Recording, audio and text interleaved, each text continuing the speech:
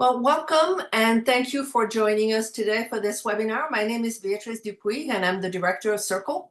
And joining me today are Kate Mackay, Associate Director, and Marisol Aguirre, Outreach Coordinator, both of whom will be monitoring this webinar behind the scenes. All right, so we are at the top of the hour, so it's time to get started with a few announcements first. For those of you who are not already familiar with Circle, we're one of 16 language resource centers funded under Title VI by the U.S. Department of Education.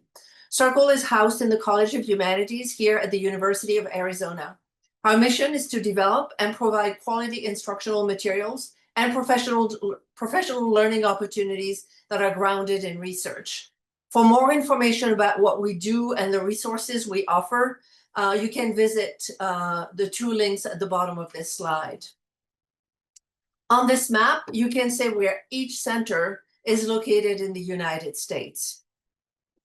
Now, we're excited to let you know about the release of several resources that were funded entirely or in part by Circle, and I would like to bring them to your attention. First, this free open resource created by Drs. Lumila Klimanova and Lara Lumika helps language educators to integrate spatial awareness and place-based learning into their teaching. It offers adaptable classroom activities, digital tools for exploring place and identity, reflective exercises connecting learners to the environment, activities like place writing, storytelling, and multilingual landscape analysis. To access this resource, please scan the QR code or go to the URL on this slide. Another free resource is the Mode Scaffolding Framework, which was developed by Dr. Blaine Smith. Its goal is to help teachers in integrating digital multimodal composition into their instruction, and strategies for student support are provided. To access this resource, please scan the QR code and go to the URL on this slide. Finally, an Arabic textbook, Egyptian Arabic for Novice Learners, was developed by Drs. Mahmoud Azaz and Ayman Mohammed, and is published by Georgetown University. Circle funded the multimedia resources that accompany this textbook, and they are free to access. For more details on this publication and ancillary media materials, please scan the QR code or go to the URL on this slide. The recordings of our spring webinar series are now available. To access them, please scan the QR code or go to the URL on this slide. If you attended these webinars, you may recall that they were based on chapters the webinar presenters contributed to an upcoming publication, the Routledge Handbook of Language Program Development and Administration, which I co-edited with 3 colleagues. This handbook is coming out at the end of June and can now be pre-ordered. For full details, please scan the QR code or go to the URL on this slide. The CFP for our upcoming ICC is available and the submission portal is open. The deadline to submit a proposal is July 21st. For more information, please scan the QR code or go to the URL on this slide. And please share this CFP with interested colleagues.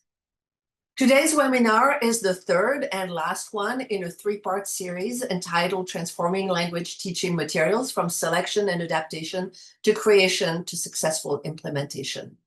It is entitled Working Smarter, Not Harder, Applying SLA Theory to AI Use in Language Education, and our presenter is Dr. Austin Pack. Dr. Pack is an assistant professor of English language teaching and learning at Brigham Young University in Hawaii, where he teaches linguistics, TESOL, and English as an international language. He enjoys designing, implementing, and researching innovative and engaging approaches to language learning and teaching. Key areas of his research include second language motivation, complex dynamic systems, and computer-assisted language learning. Dr. Pack has authored more than 30 journal articles and book chapters, and his recent research was focusing on using generative AI tools for English teaching and learning has been published in venues including TESOL Quarterly, TESOL Journal, Computers and Education, etc. So with no further ado, Austin, the floor is yours. Thank you, Beatrice, for the introduction. And thank you to Kate and Marisol and anyone else at the Circle team at the University of Arizona. The support you've given me over the past couple of months that I've prepared for this presentation has been really amazing. Good morning to all the audience members. Here in Hawaii, it is 7 a.m., so good morning. But I can see in the chat that we have attendees from all around the world. So good morning, good afternoon, good evening, wherever you may be. Thank you for taking the time to meet with me today and talk about this important topic. I hope today that as I share some thoughts and as I share some tips for using generative AI tools, I hope that you will participate. I hope that you will have on your digital device ChatGPT open and that you'll explore some of the prompts that I'm going to share with you. Throughout this webinar, I will stop periodically and ask for questions. So if you do have questions that come to your mind during the webinar, please write them down and feel free to ask them during the Q&A session.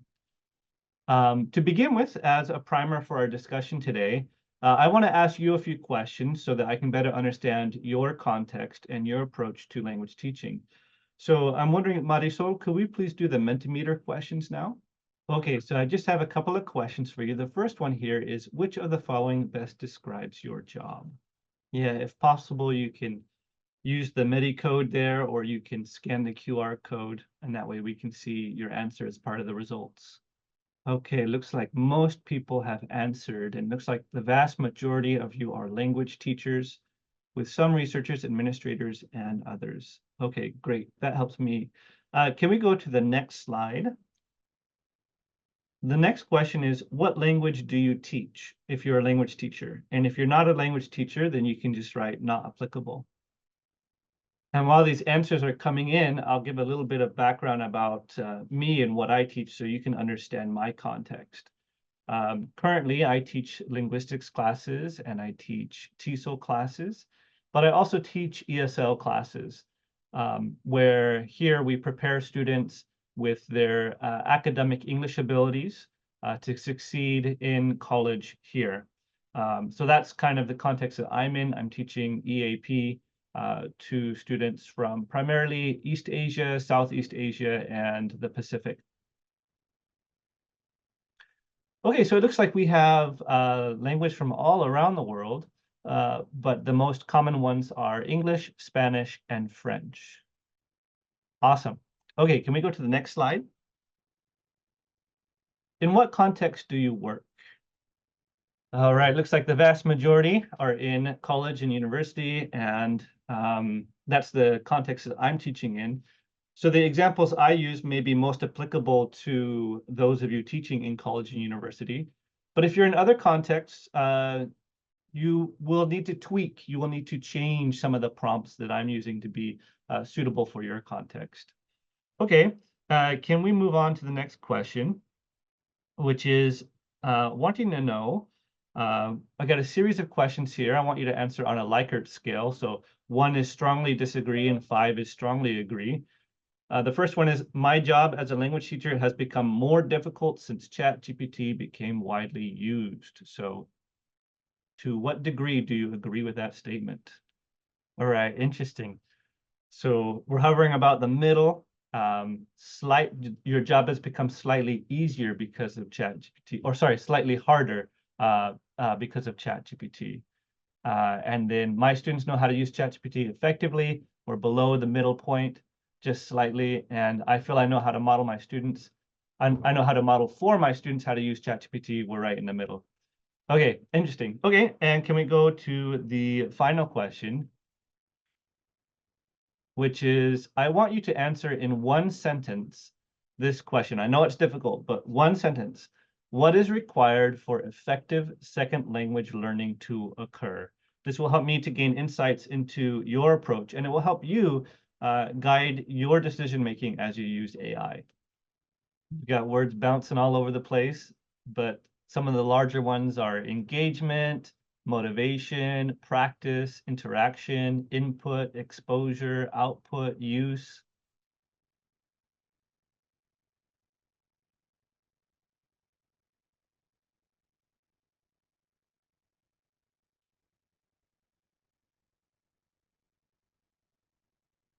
Okay, awesome. So I want you to keep in mind your answer to this question, because later I'm going to bring it up again. I'm going to bring this question up again. as we get into how to use generative AI tools for language learning and language teaching. Okay, for today's presentation, I'm going to be talking about three things. I'm going to break down my webinar into three parts. The first part is I want to share some thoughts on the nature of learning.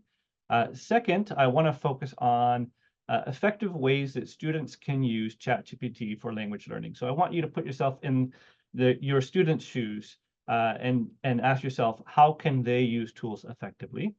And then lastly, I want to keep you in your own shoes and ask you about effective use as a teacher. How can we work smarter and not harder? So after the second point, we'll have a Q&A, and after the third point, we'll have a Q&A.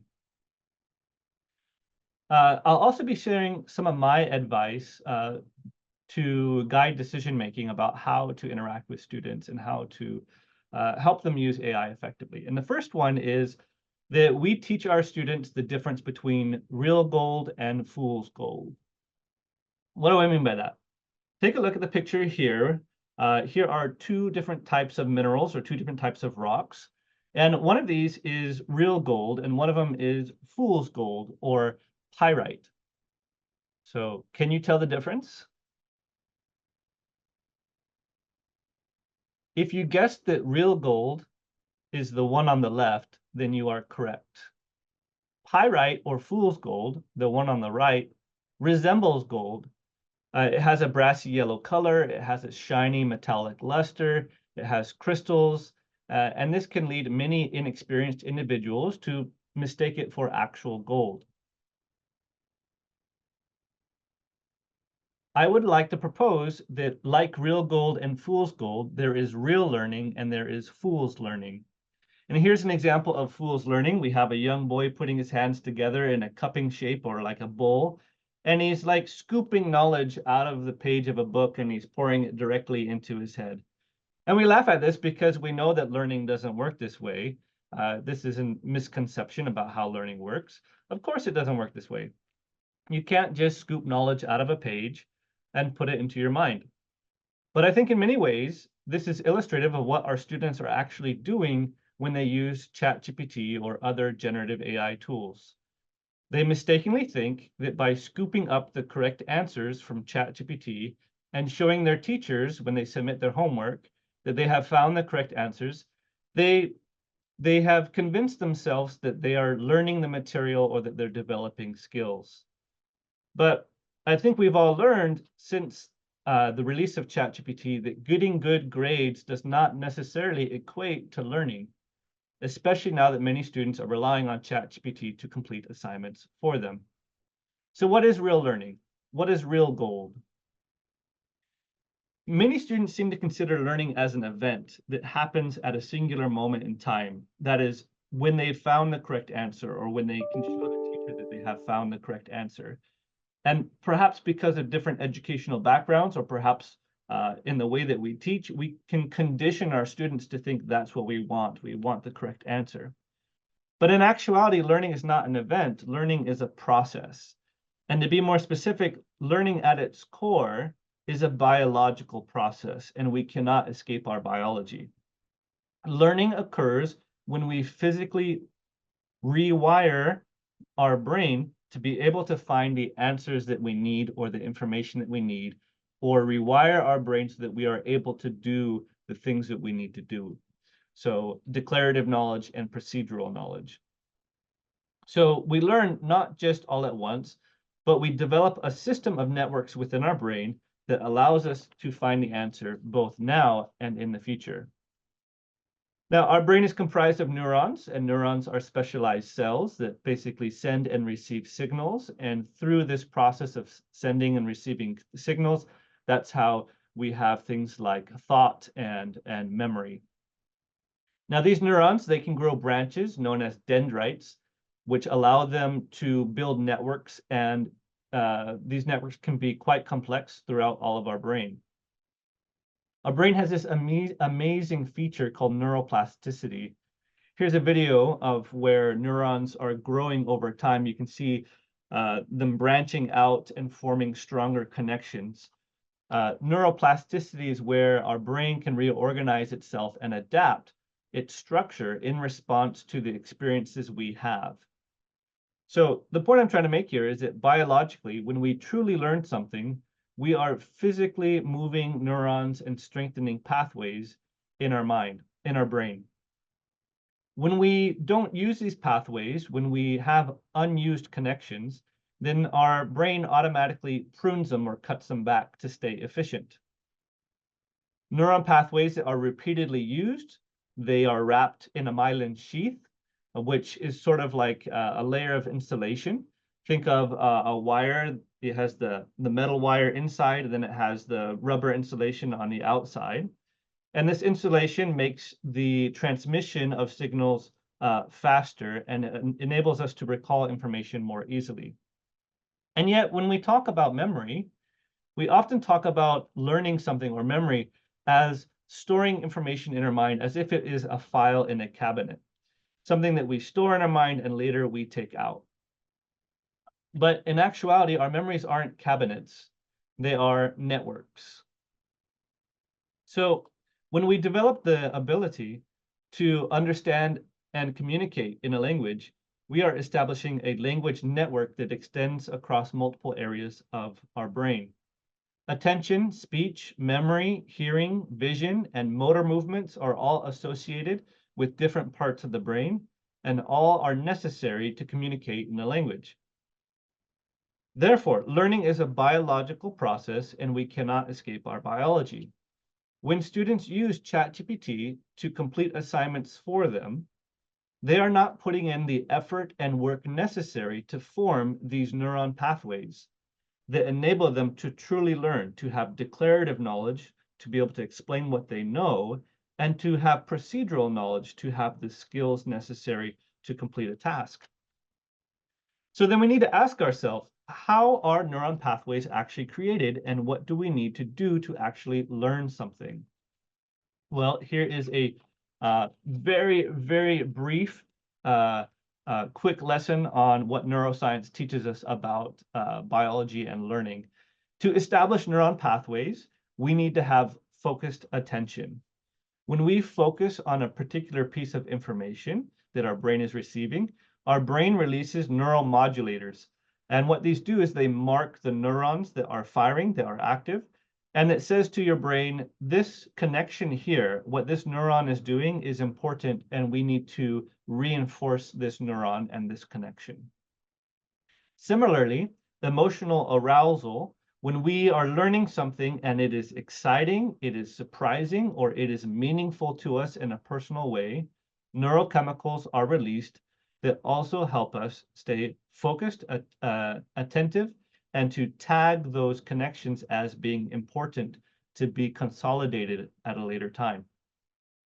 Third, repetition and practice. Two phrases to remember from neuroscience. The first one is neurons that fire together, wire together, meaning that when we practice and we have repetition, this practice induces physical changes to the neuron circuits and makes future activation of the same pathway faster and easier.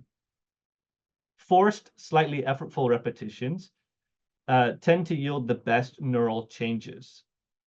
The second phrase related to repetition and practice is use it or lose it. If we do not practice, if essentially we're telling our brain that this information that we were learning isn't important anymore, and our brain will automatically go through and prune those connections, cut those connections. And so we will lose our progress in learning. Fourth, and very important, is sleep. The actual physical rewiring of neural circuits, the cementing of those pathways, the strengthening of those connections largely occurs when we sleep. When we sleep, our brain replays activity from the day at high speed, like 10 times the speed.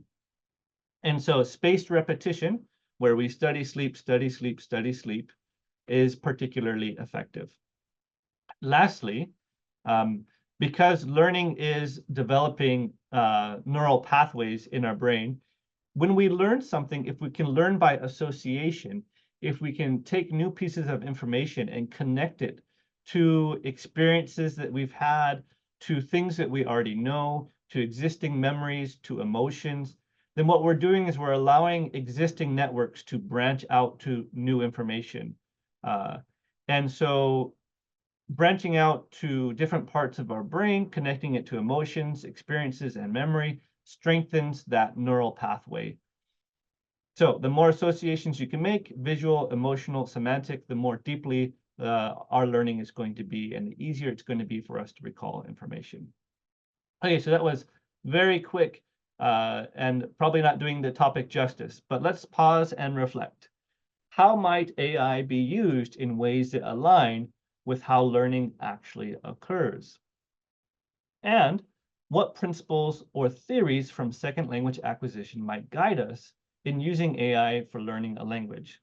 In other words, everything that I've shared so far about how learning is through the development of neural pathways and the 5 ways that we can develop those pathways. Based on that information and based on second language acquisition theory, how might we be guided in using AI? And this is where I want to come back to that question that I asked you in the beginning, which is what is required for effective second language learning to occur? Because I do believe that each of us will use AI in different ways according to what second language acquisition theories we think are most applicable. So for me, this was my answer to that question. Effective second language learning occurs when a student is attentive to frequent and meaningful comprehensible input and is provided opportunities to communicate that sustain the student's motivation to learn. And so I see a lot of similarities with what you guys shared, which was input, output, and that it needs to be engaging and motivating. Exposure was another one.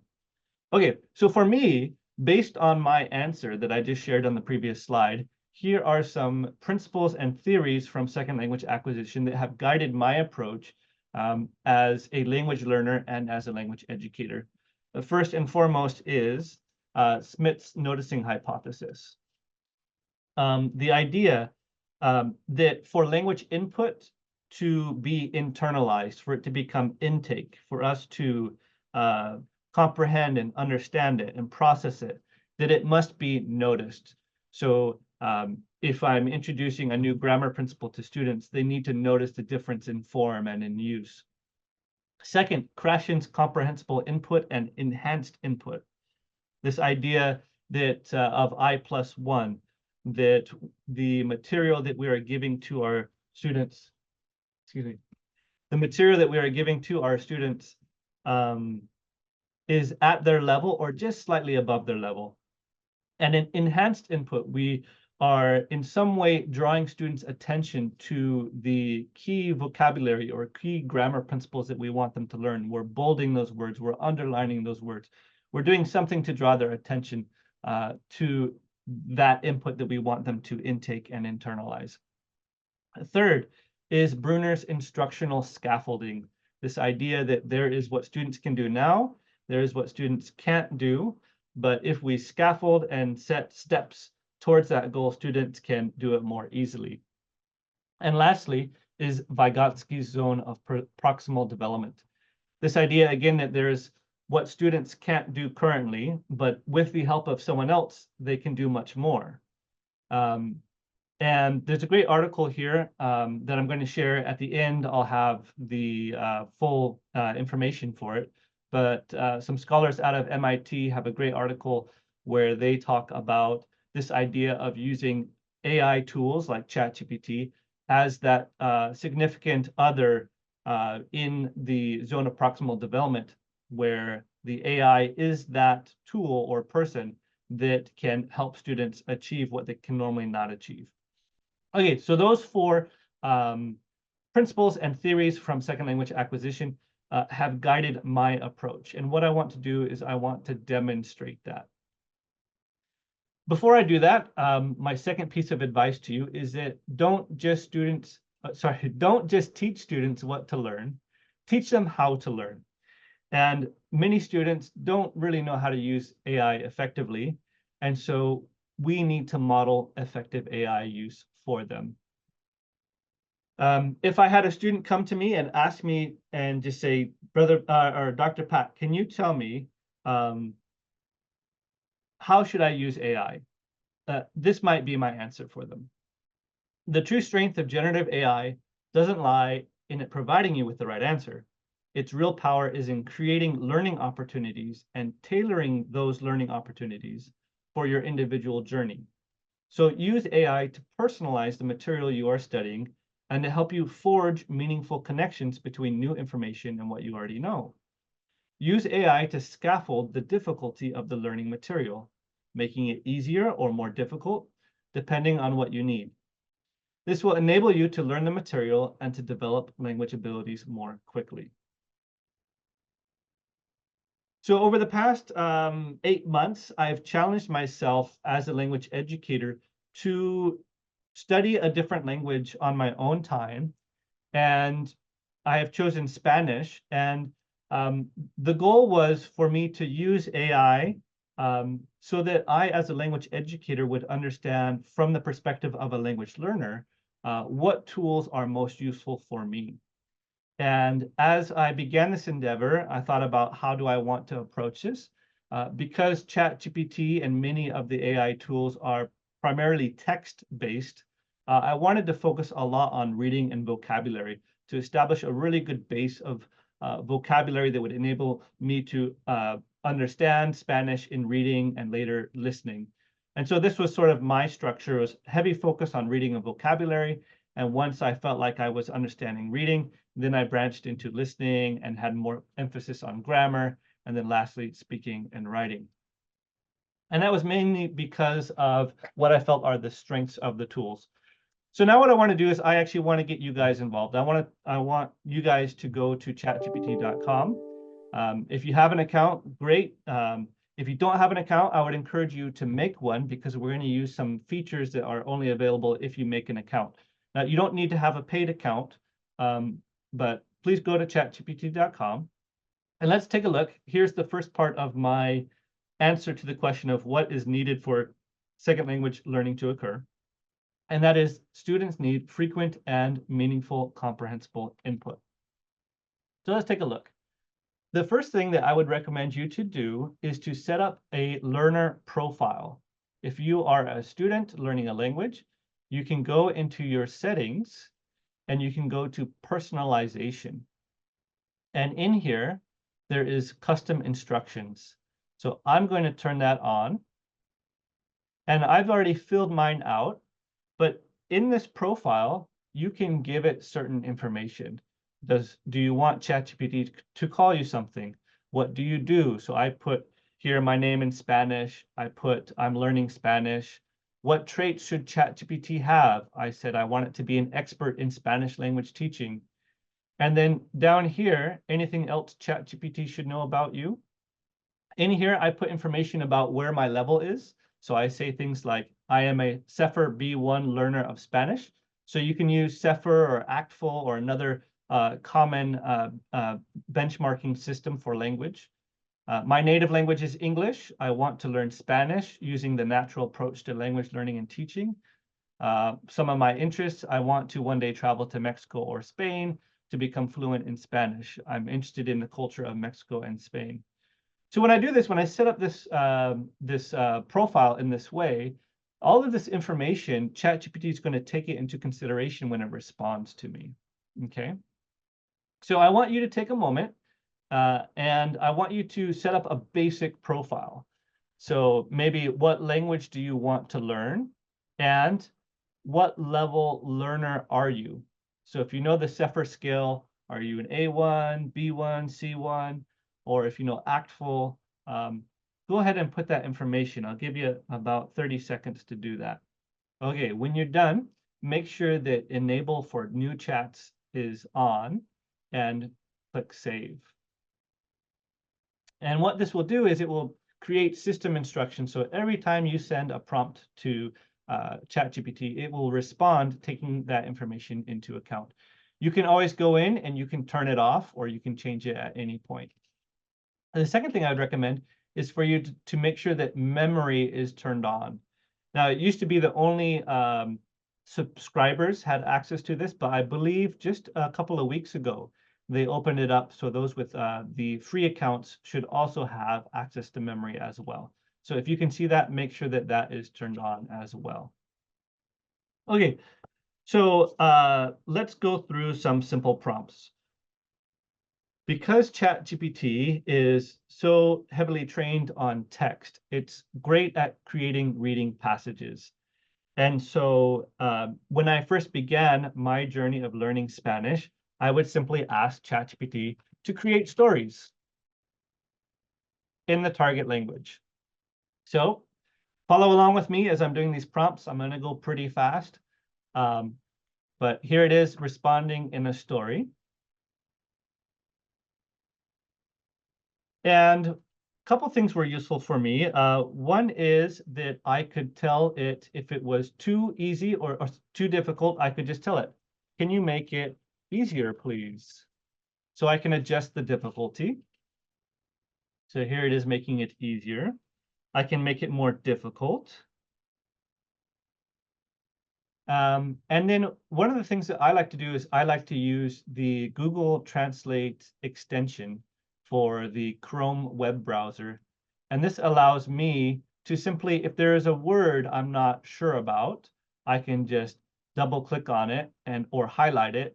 And then I have here the English translation and I have the pronunciation. Mañana. And so I can very quickly look at words I don't know to understand the context. And if there's a word that I think is worth learning, then I'm going to make use of the memory feature. Okay. So this here is a word that I didn't know, furniture. Okay. So let's say that I want to learn this word. One of the things that I can do is I can ask ChatGPT to create a list of words that I am studying in its memory. So let's do that now. I'm going to say, can you please add the word muebles to the list of Spanish vocabulary words I am learning? Now, I've already told it before that I want it to have in its memory a list of Spanish words. So you might need to say something like, I want you to have a list in your memory of words I am studying. Please add this word. And so when I send this off, you'll see here it says updated memory.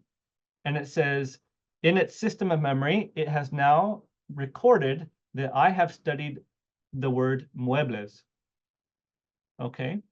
And what's really cool about this is I can then use ChatGPT's memory system to shape the reading passages in the future. So now I'm going to say, write a story in Spanish.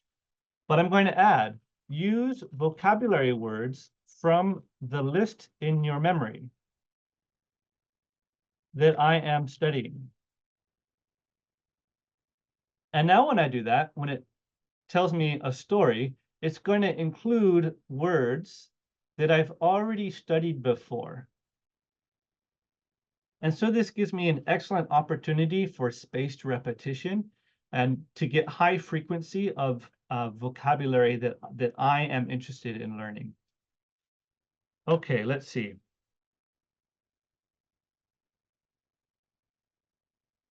Now, let's talk about how I can draw my attention to those words. So I mentioned earlier Krashen's enhanced input. So I can ask it, can you draw my attention to those words by bolding them? And now when I ask for a reading passage, it's going to highlight or bold the words that are coming from its memory so I can remind myself, oh, I should know this word.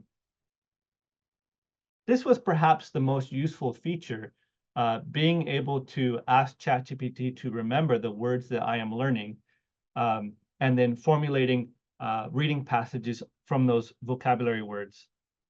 Now, of course, I can include vocabulary from a book I'm studying. So here's a book I'm studying, and I can say, create a story and include the following words. And I'll just list some words that are on this page.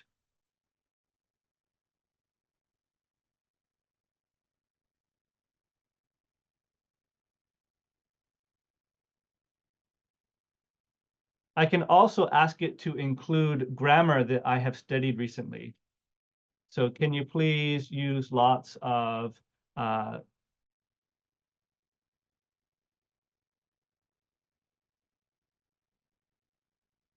so the Spanish has two different tenses for past tense, an imperfect tense and sort of like a simple past tense, complete a tense where the action is completed. And so I can sort of tailor my learning experience based on what I need. I can tell it the vocabulary I want to see in the practice. I can tell it the grammar that I want to see. I could then further give it instructions to for enhanced input. I could ask it to italicize anytime that it's using imperfect tense if I want to draw attention to that.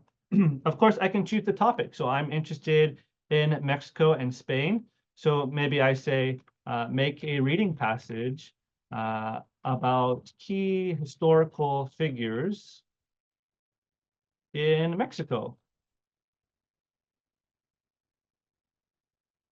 And so by choosing the topic, I am more engaged, I am more motivated to read the passage because it's something that I am personally interested in. So ChatGPT and other generative AI tools, in my opinion, the real strength is in allowing students to be in the driver's seat a little bit and to decide what and how and when they want to study. Let's see, what else can I say about a student's approach? It's very nice for creating grammar tables. So can you create a table summarizing how to conjugate verbs in Spanish for present tense? So it's very good at making tables.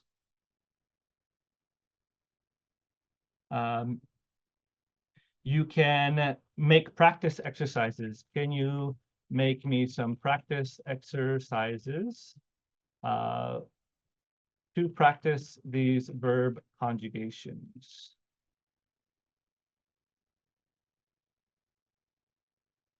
I know I'm going fast. I'm going to show you a lot today. The video should be recorded and you can go back if I'm going too fast.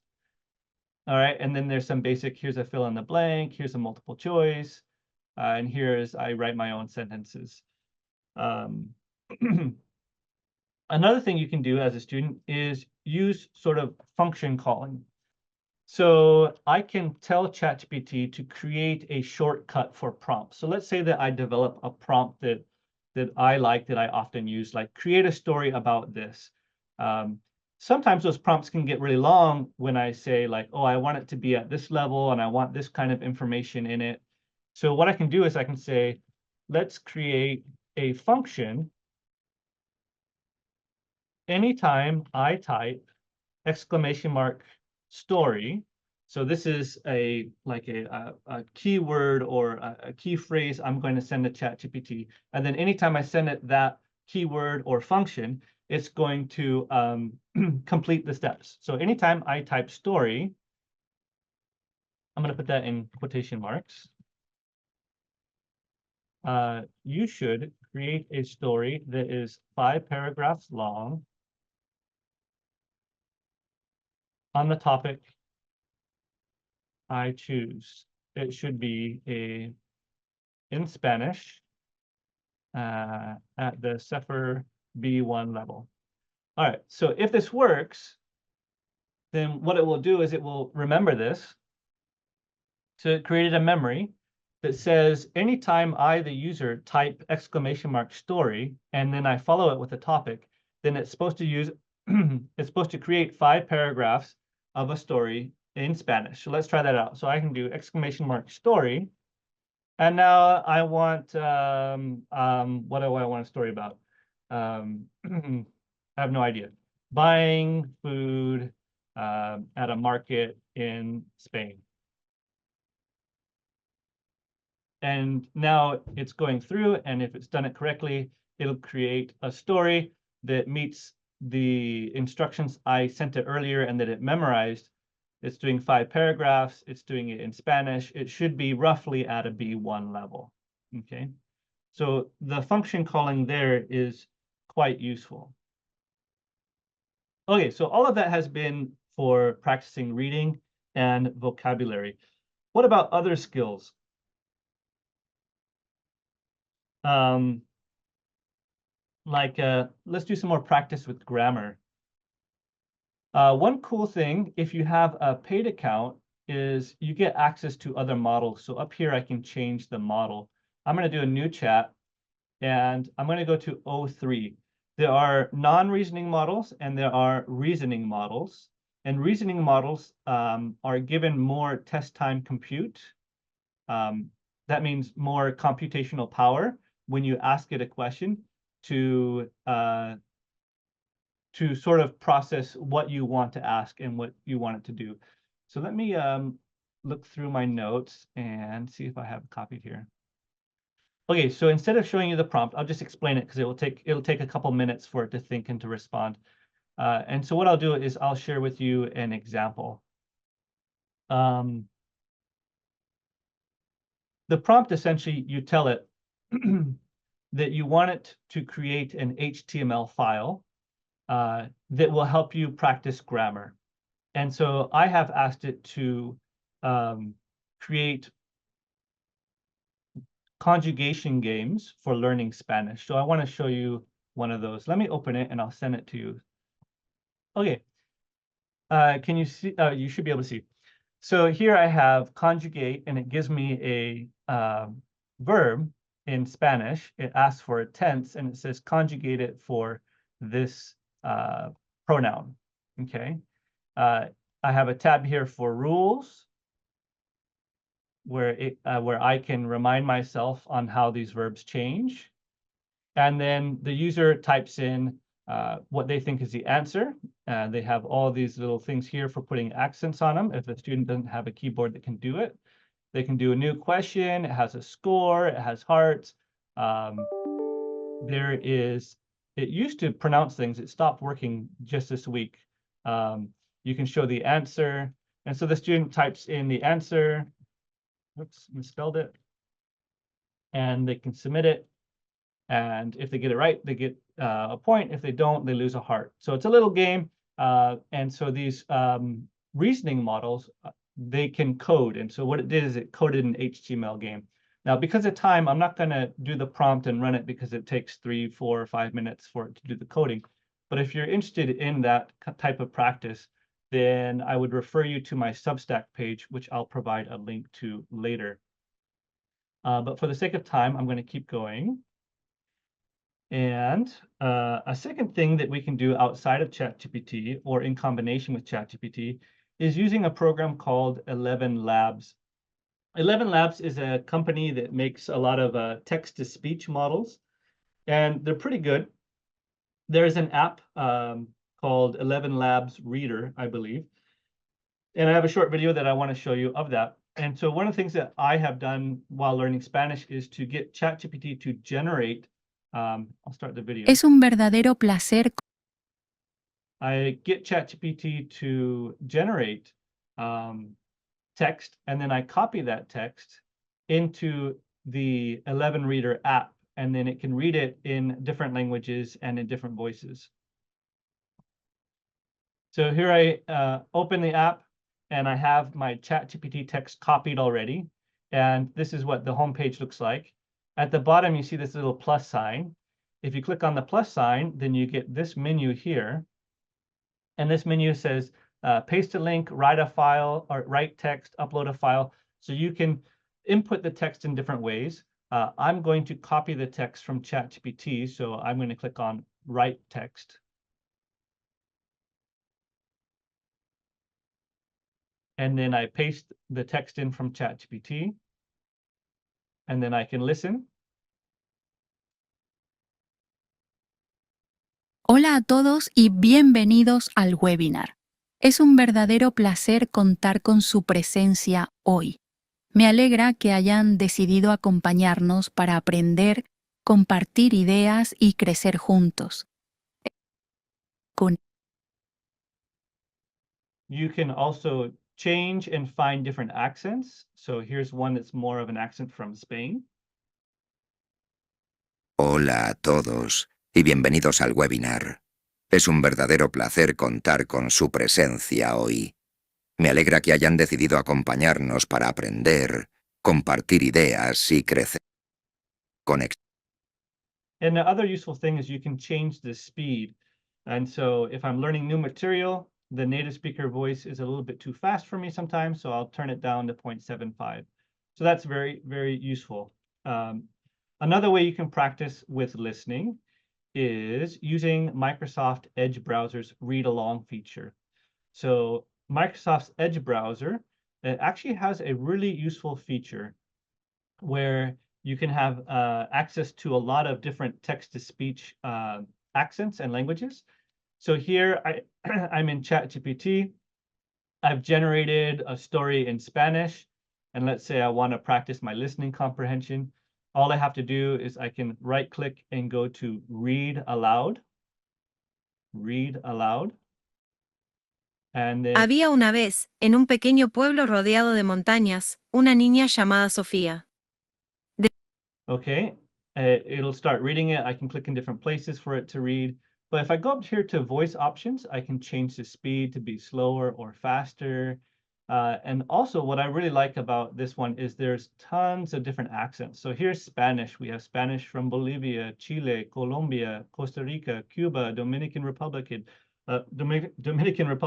Ecuador, El Salvador. The list goes on and on and on. So if I'm interested in better understanding a particular accent, then I can choose that one, and then I can, again, just play. Desde que era muy pequeña, soñaba con explorar los vastos bosques y montañas que veía desde... And the accent changes.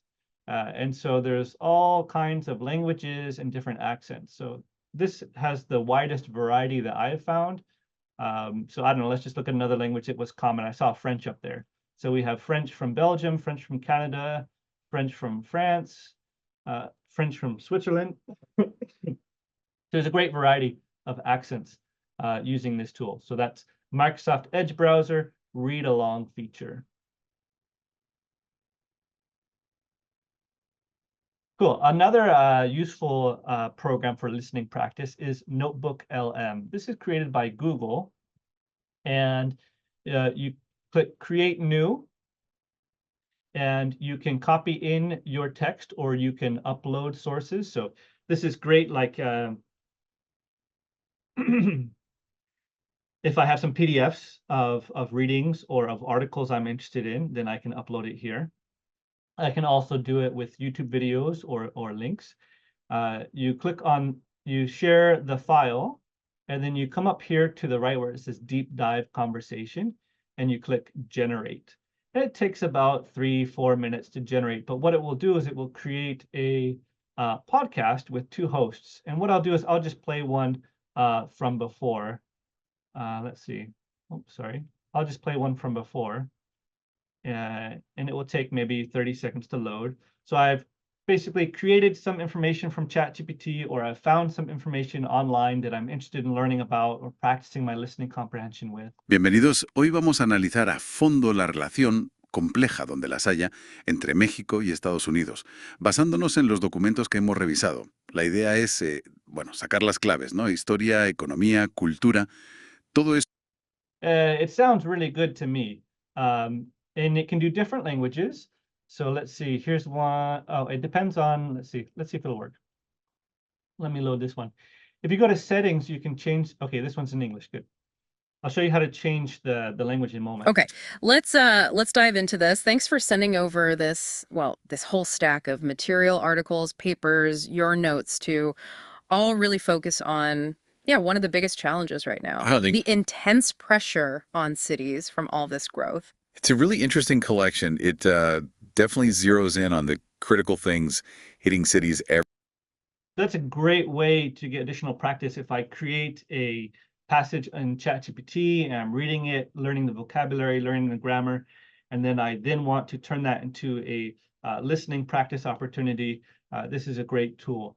What I like about it is they talk about the same subject, but they don't use the same words. And so that's great for listening comprehension. If you go to settings up at the top, you can change the output language. So what languages are available? Spanish, quite a few. All right. So that's really cool and fun to play with. Okay. Let's see. Another thing when we talk about using ChatGPT that might be useful for your students is using the voice mode. If you have a paid account, you have access to advanced voice mode, which is a much better experience. So I'm going to demonstrate that right now. With your chatbot, you have some tools here. One of them here is use voice mode. So I'm going to click on that.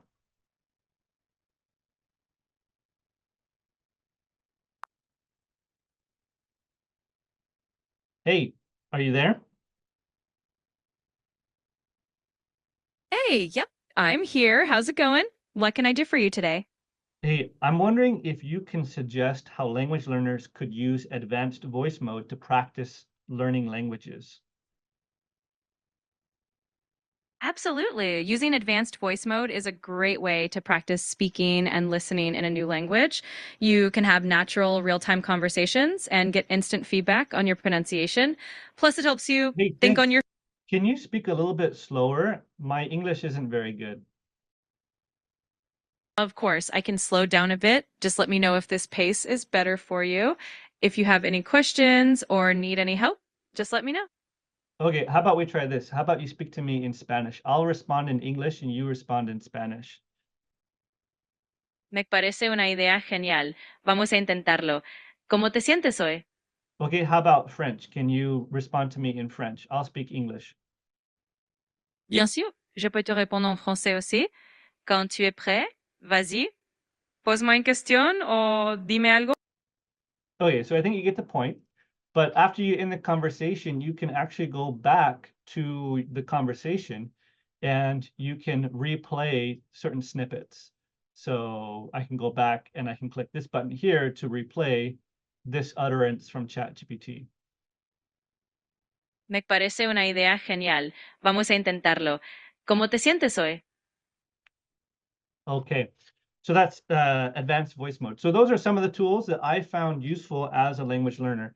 And with that, I want to pause and, well, let me share this. This is a guide. I'll send a link at the end when I'm finished with the webinar. A guide that I wrote for my students on how to use generative AI effectively. Here's the QR code, but I can send the link later at the end. If I don't, send me a reminder during the Q&A.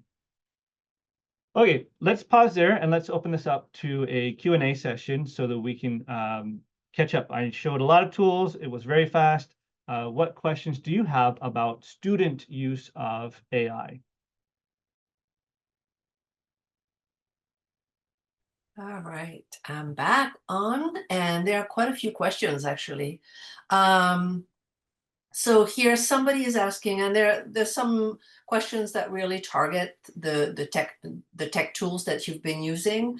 So you mentioned using Edge Reader, and this person, Tina, is asking, are there any tools like the Edge Reader for other internet browser, like Chrome or maybe Safari if you are a Mac user or so on? That's a good question. I don't have a Mac, so I don't have a good answer to that.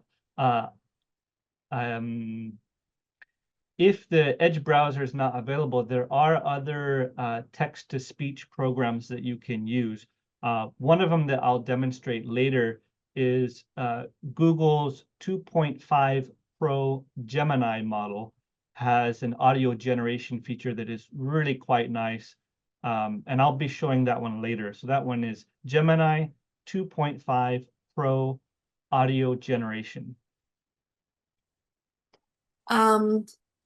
Ashley is asking about accuracy and the output that you get. And she's asking, have you checked the accuracy of the advice, activities, information that you get? Have you encountered any hallucinations in its output? She continues by saying that I recently read about a study that found that Gen AI models hallucinate a large portion of its output. And this is particularly true when synthesizing information. I have slightly more faith in the language output since the model is based on language compared to answering historical or scientific information, but I still worry about the explanations provided. Yeah, that's a great question. So these models will on occasion hallucinate. Key things to consider are, what model are you using? So for example, the newer models, which have a larger parameter count and have had access to more data, they hallucinate less. So a lot of the studies that you might be seeing coming out now, they might be based on AI models like 3.5 or 4, which aren't even offered by these companies anymore because they're 2-3 years old. So those models hallucinated more. The newer models hallucinate less, but they still hallucinate. So one key thing to know is, what model are you using? Second thing to consider is, what topic are you asking about? If you are asking about information that is commonly found online, that the AI model would have the training on, then it is more likely to provide accurate information. If you ask for obscure information, or if you ask for stuff that, like only PhD scholars would know, you're going to see a lot more hallucinations because it's trying to predict text that it hasn't been trained on yet. So hallucinations are something that you need to consider and be aware of. What I tell my students is, usually for the topics they're choosing, it's usually fine. But I do tell them that, as part of literacy education, is that these models can and will at times hallucinate. And you're using it for language practice. You're not using it to necessarily learn something for your major, if that makes sense. Yeah. I think since we were on the topic, there's two things that you brought up in your answer, are models, and then the initial question was related to apps as well. So Keiko is asking, do you recommend OpenAI over other AI platforms like Gemini? And what about phone apps? Yeah, so I personally use ChatGPT the most, but there are features that ChatGPT, the other programs have that ChatGPT doesn't have, and I'll share some of those. The reason why I like ChatGPT is because of its memory feature, where I showed that I can tell it, hey, this vocabulary, I want you to remember it. And the next time you create a reading passage or you create practice exercises, I want you to include that vocabulary. I think by far that has been the most useful thing as a language learner myself. Now, as a language teacher, the reason why I like ChatGPT the most is because of something called custom GPTs, which I will talk about later. Custom GPTs are essentially custom versions of ChatGPT, where I can create a really nice prompt. I can give the custom GPT that prompt as sort of a system prompt, that anytime anyone interacts with that custom version, the AI is going to take in consideration the instructions I gave it. And what that allows me to do as a teacher is it takes some of the burden of engineering prompts away from the students, and I can handle that, and they can just focus on the learning activity. So those are my two main reasons why I use ChatGPT the most. Other programs, Claude is really good for writing. Gemini 2.5 is really good at coding. They sort of have different strengths and weaknesses, but the two that I would recommend right now are ChatGPT and Gemini. So since you were mentioning models again,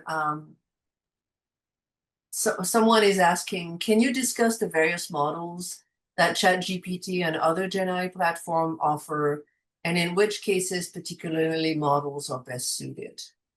Yeah, great question. So let's talk through OpenAI's models. The main model they use is called GPT-4o, which means that it's a multimodal model. It can accept and produce things like images and text. This is great as a general workhorse. Most of my tasks I just do with GPT-4o. If there are particular tasks where a lot of reasoning is required or coding is required, then I would recommend a reasoning model like O3. The newer models that are being released are both sort of function both ways. They automatically detect based on your prompt, do I need to use reasoning or do I not need to use reasoning? So this question is going to become less relevant as the models start to combine all of their features. But for OpenAI, for everyday tasks, GPT-4o is fine. And then for advanced tasks that require a lot of reasoning, then O3 would be the best option. Gemini 2.5 does both. So those are the models I recommend. Okay, I know there are a lot more questions, but could I maybe move on so that I can cover some of the teacher's perspective? Absolutely, especially because there are questions that are related to things that you actually said you were going to touch on next. Perfect. Okay, I'm going to share screen again. Oh man, I am running out of time. Let's see. Can you see my screen? It says I'm still sharing. Yes. Okay, excellent. Okay, let's go back to my presentation.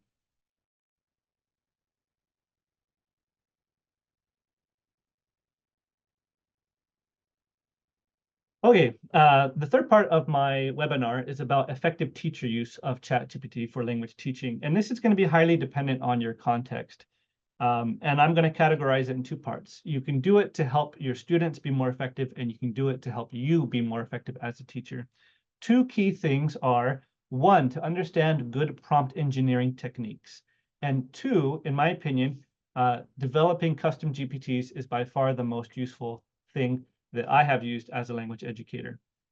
So my third piece of advice for you is to use a prompt engineering framework. If you just Google search, I'm going to skip the video. You should watch this video later. Start at 2 minutes. There's a great conversation about algorithms and how they work, but I'm going to skip it for now. Prompt engineering. When we send a prompt to AI, we want it to generate the most useful information for us. And so there are different frameworks for developing prompts that have yielded different results. One that I use and that I wrote about has 4 basic steps. The first one is that we give the chatbot a role. We tell it it's an expert in a certain area. The second thing is that we give the chatbot a purpose or assignment. We give it a task to complete. Okay. And the third one is very important here, and that is that we give the chatbot contextual information and constraints. What do we want it to do? What do we not want it to do? Think of it as if somebody asked you in your program, hey, create a language test. If that's what they said to you, it would be hard for you to develop a language test that meets the needs of the students that teacher is teaching. So what would you need to know? You would need to know the level of the students. You would need to know what language it is. You would need to know what topics maybe they've been studying. Maybe you want to know the vocabulary they've been learning. All of this information, if we can provide that information, we're going to get much better results from these chatbots. So the fourth step is, after we see the output, we continue to converse with it to refine the output. Oftentimes, it doesn't understand our instructions the first time, and we can clarify what we want and get much better output. So I've already mentioned that we can include the level, the vocabulary, the grammar, the length, style. These are things that we can include in the context. So let's go to ChatGPT, and I'm going to do a new chat in GPT-4o, the standard model.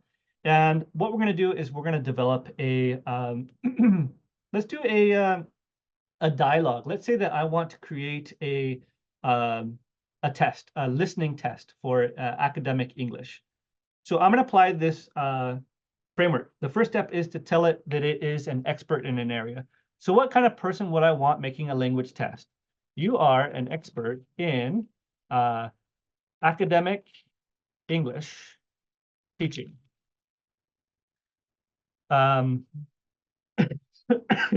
So you're an expert language teacher, you're an expert assessment maker, you're an expert in language assessment, whatever it is.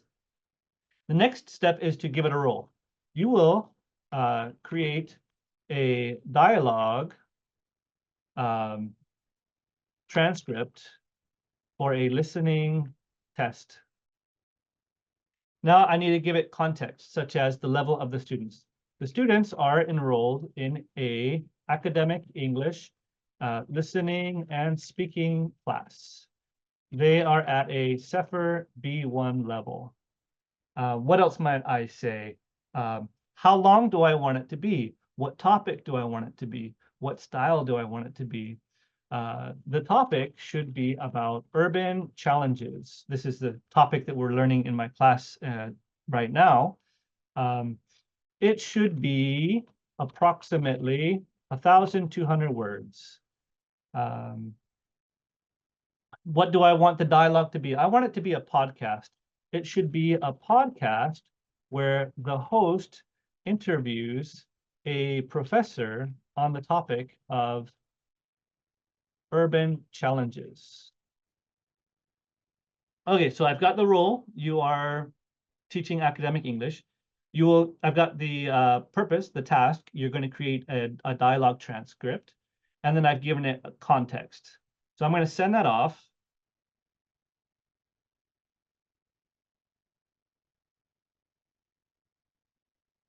And this is interesting. This is new in the past, like 1 or 2 weeks. They're starting to integrate 4.0, which before was not a reasoning model, and they've given it a little bit of reasoning. So that's what that was. And so here we can see we have a transcript, host, professor, and we have a dialogue. I could continue to refine this. I could add vocabulary that we have been studying throughout the unit. I could be adding grammar patterns that we've been studying this semester to make it more relevant to my students and their level. Now, what I can do is I can copy this. I'll just copy some of it. Okay. And I can go to a program or a model called Google 2.5 Pro. And this was just released like this week.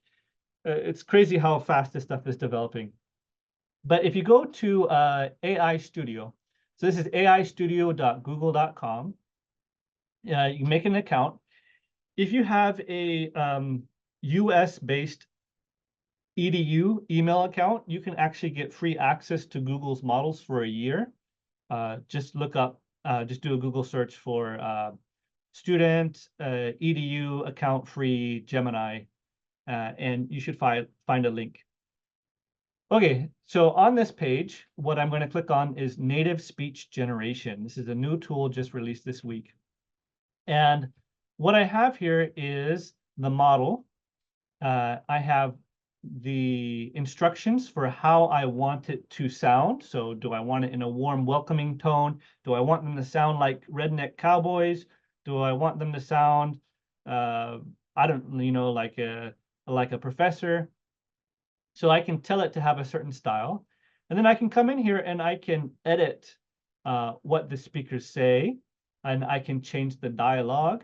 Or what I can do is I can just come over here to this text box here, and I can just copy in the information from ChatGPT.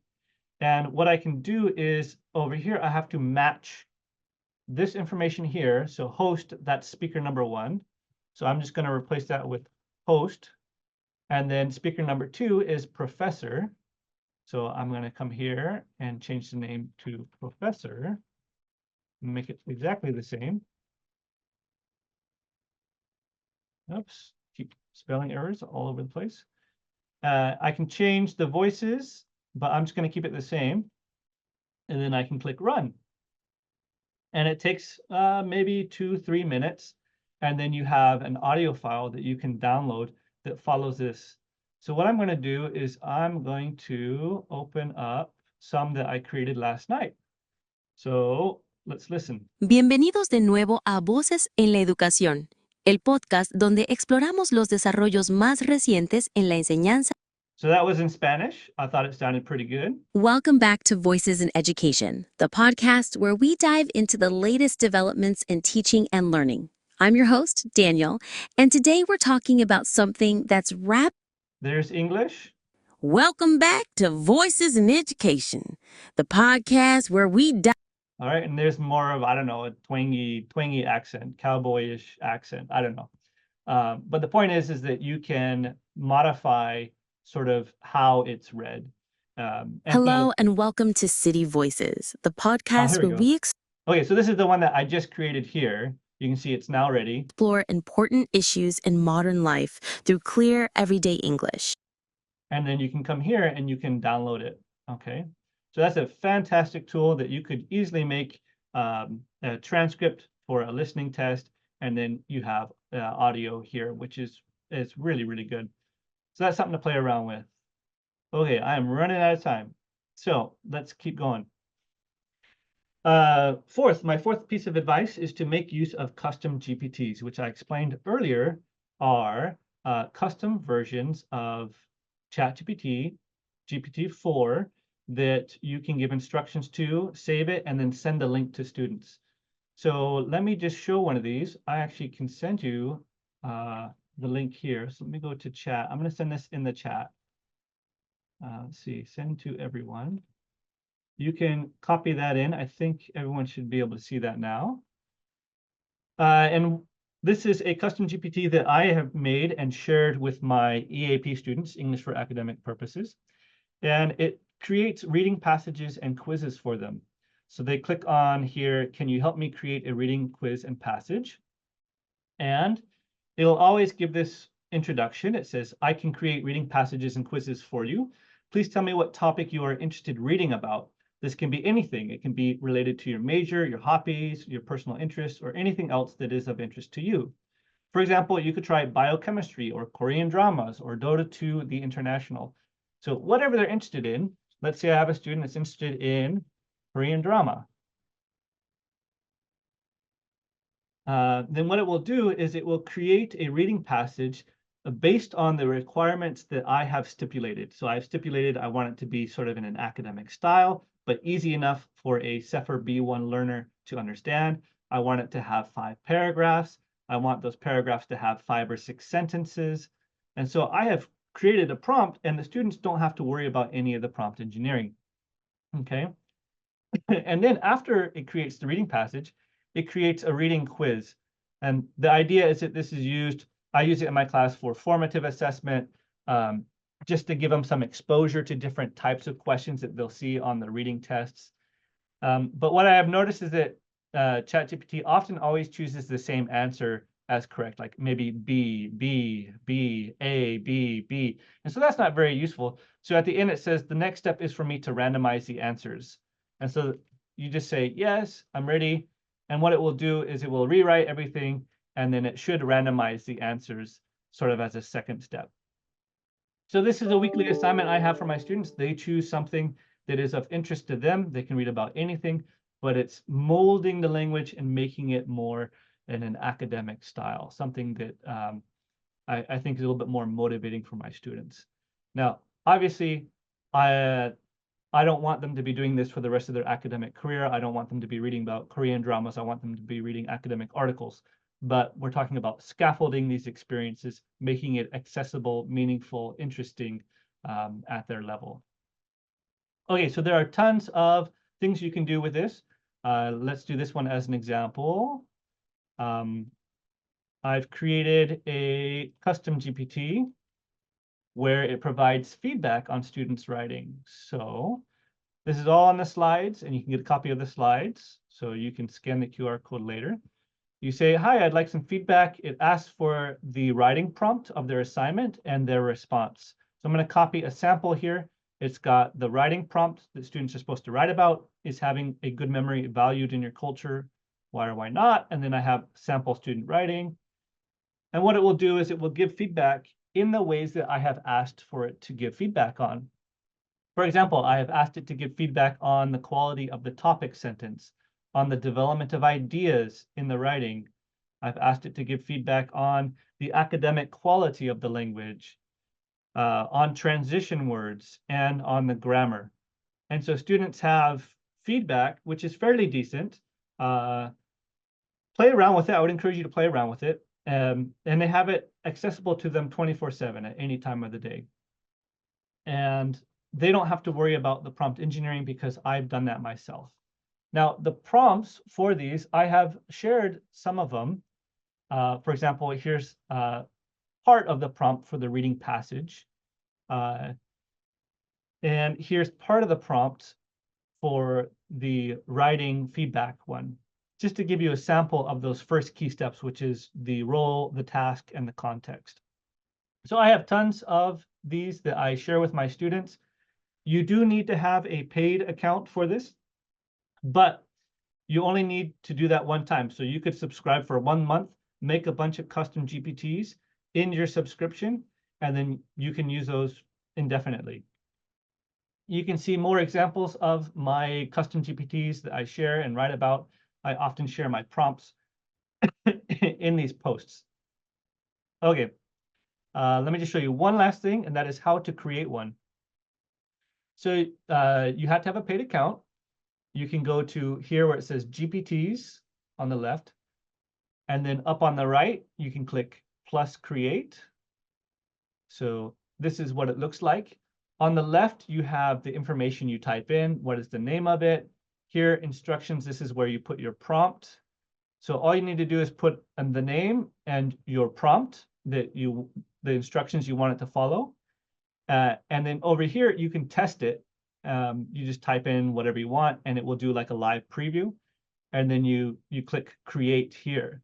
And then you have a link that you can share with your students.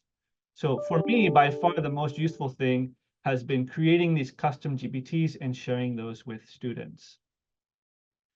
Okay, the last piece of advice I have is that you need to understand the capabilities and limitations of the different models. So understanding there are non-reasoning models and there are reasoning models, and understanding the strengths and weaknesses of those. But I don't have time for all of that today. So we're going to skip all of this. I have some recommended readings you can check out. Some of this will go into, like, for example, the providing feedback on writing that I demonstrated. There's some research that I did with that if you're interested in that.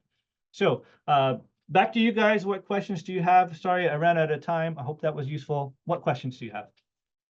All right, let me take a look at what we have. Well, let's talk about, so I'll start with the bottom, and then I'll make my way up, because the ones at the bottom of the Q&A will be the ones more or connected to more recent information that you shared. Julian is asking, you touched on briefly, but can you discuss the use of a knowledge base RAG to help the GPT avoid hallucinations and craft responses based on specific information? Yeah. Okay. So the person that asked the question asked about RAG, and that's probably a little bit over the head of most participants today. So let me explain. I think he's throwing me a ball to answer another person's question, which was about hallucinations. So thank you for this question. In the instructions, you can actually upload files here. And what this allows you to do is give your custom GPT a knowledge base. And so it's going to read the information that you provide it before it provides a response. So if you wanted an academic topic and you wanted it to synthesize information about an academic topic, well, feed it those sources, and it's going to do a much better job, and it's going to hallucinate less, because what you're feeding it, it might not have been trained on. So you are providing that additional data for it to look at. So that is a fantastic way to avoid hallucinations, is in your regular chat, you can attach files. Okay, so you can upload documents that might help it hallucinate less. But also when you do custom GPTs, you can include it here with the upload. So great question. Thank you for that question. There are a couple questions that I have seen coming through related to AI tools that are specifically tailored for teachers. And people are asking your thoughts about like Magic School, Twee, or Brisk, for example. Yeah, good questions. I'm going to be honest with you. I have not explored these tools in depth. I simply don't have the time to explore every tool. Probably what is useful about many of these tools is that they have people familiar with prompt engineering, and they are basically developing the prompts. They're going to be using the same models. They're going to be using GPT-4o or Gemini 2.5 Flash. The difference is they're doing some of the work for you. Now, what I like about using ChatGPT instead of using a third-party service is that I have more control over my prompt. I know my students, I know my context. It's not the same as everyone else. And so I feel like I am more in the driver's seat, and that gives me more use in these tools. They become more powerful because I'm in the driver's seat. So my recommendation for you is, if you don't have time to learn how to prompt engineer, then maybe using those third-party platforms might be suitable for you. But I think with a little bit of time and practice with prompt engineering, it's really not that hard. Just use a framework. You're going to get much better output when you have more control over it. So that's why I recommend ChatGPT. Right.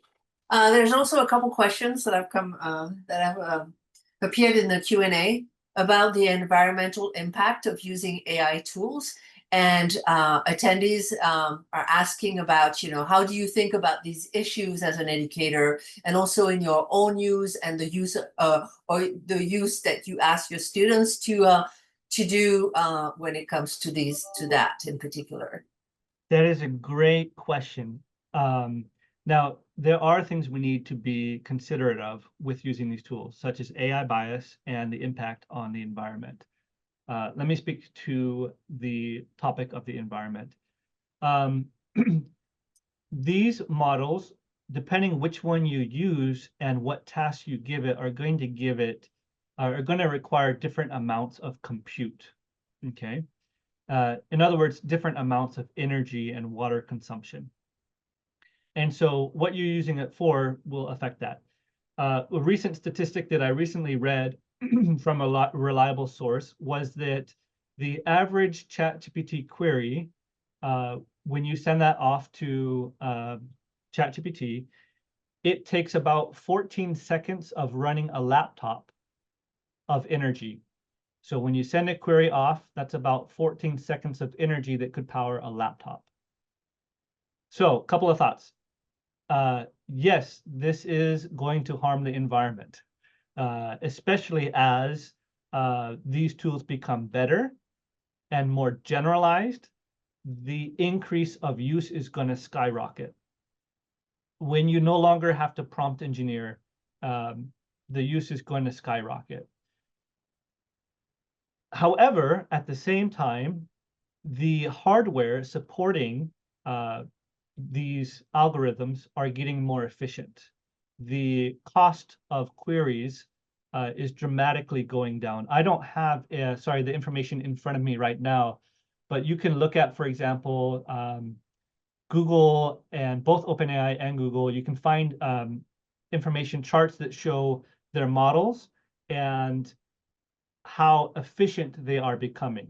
So with time, these models are becoming faster and more efficient, so they are costing less to run.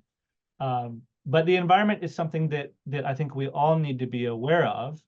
And so there's this balance of understanding the technology, because if we don't understand the technology, I think that's when we're going to be replaced. I think it's important that language educators do experiment with the technology. I think it's important that students do use the technology to become familiar with it, because they're going to need to use it after they graduate. They're not going to be relevant in their work if they don't know how to use these tools. We aren't going to be relevant in our work if we don't know how to use these tools. So I think there's a balance there. I don't have the answer, but I would say make sure that when you are making decisions about this, you look at the most recent information as these models are becoming more efficient over time. So you were just addressing the impact of AI on the environment, right? Another question that has come up, and Josh is asking about the impact of AI on the profession, and can you briefly comment on any reservations you might currently have about AI and its disruptive effects on the world of language teaching? Sure. So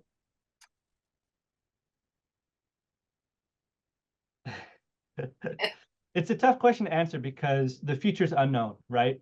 We don't know how far advanced this technology is going to go. So in the field, we have this term called artificial general intelligence, which is this idea the AI is able to do any cognitive task equally as well as a human.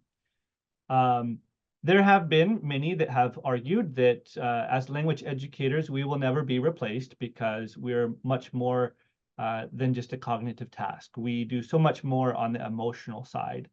And to a degree, I agree.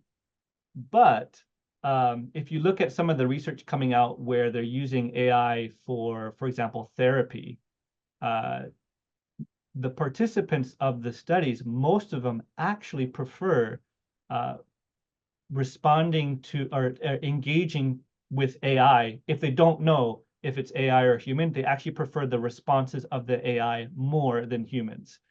So I don't think, while these AIs might not have emotions, I think they will have a good enough ability to imitate emotions that they will be good at some of those emotional aspects.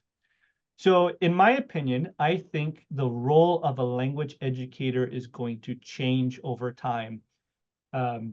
As the capabilities of these models change, our profession is going to change. I think in the near term, we're going to become more of facilitators that design learning experiences. You're going to design a curriculum that students will then have, think of like flipped classroom. Maybe in class, you'll be instructing students how to use artificial intelligence, and you'll be designing experiences for them to practice and to learn both inside and outside of class. That's the short term. Long term, I think we get to some really interesting scenarios where we combine different forms of technology, such as augmented reality and virtual reality, and what happens when that gets combined with artificial intelligence. Would a student prefer to meet in person with me in a physical classroom and practice Spanish with me, or would they prefer to go into a virtual environment and sit in a cafe in Spain and speak Spanish with a virtual AI companion? I don't know. So long-term, things get very interesting.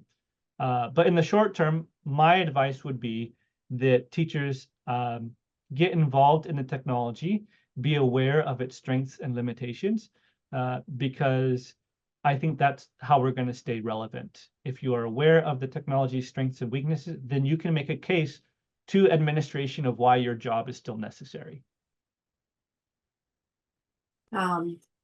Well, do we want to take maybe a few more questions? There are quite a few here.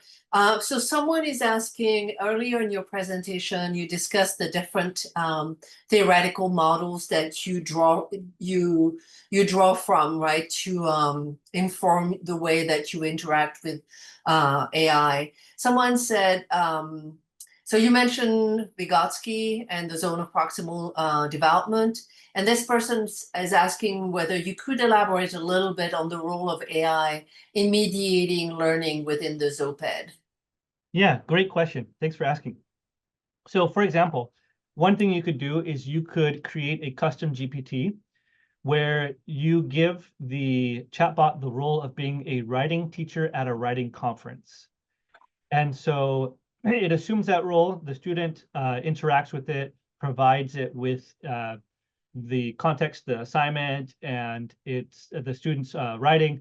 And then instead of the chatbot just fixing the student's errors, it asks thought-provoking questions, guiding the student along that path, making the student in the driver's seat and having them make the decisions to improve their writing, much like a writing teacher sitting down in a one-on-one conference.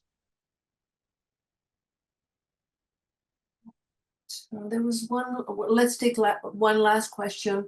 How do you deal with biases present in AI tools from the training data systems when teaching students how to use them?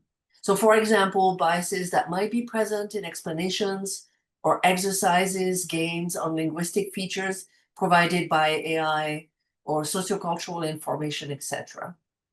Yeah, great question. I haven't noticed that much for how I use it in learning language. But when I read the literature, there seems to be two things that are common. One is bias with gender. So if you give the chatbot situation where you say there's a doctor and a nurse in a room, and you don't stipulate which one is male and which one is female, oftentimes the chatbot assumes that the doctor is male. Okay, so that's gender bias. Another example is if I have students writing and let's say it's about their favorite music.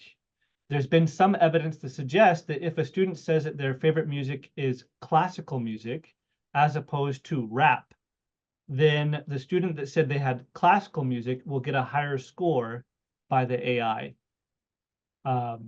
More evidence needs to be collected.